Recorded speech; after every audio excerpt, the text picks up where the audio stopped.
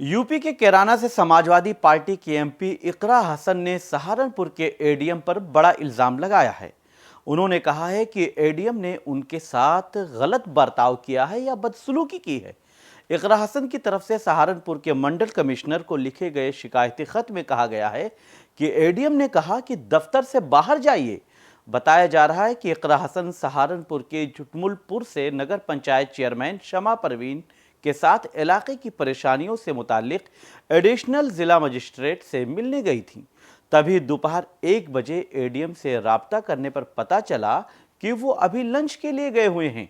Lunch के बाद इकरा हसन तकरीबन 3 बजे एडीएम के दफ्तर पहुंची।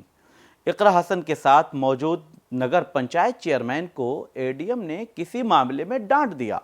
इकरा हसन ने जब बीच बचाव की कोशिश की तो एडीएम संतोष बहादुर ने इकरा हसन को अपने दफ्तर से बाहर निकलने के लिए कह दिया। साथ ही ये भी कहा कि ये उनका दफ्तर है और वो कुछ भी कहने और करने के लिए आज़ाद हैं। इकरा हसन की शिकायत के बाद मंडल कमिश्नर ने डीएम सहारनपुर मनीष बंसल को पूरे मामले की जांच करने का हुक्म दे दिया है।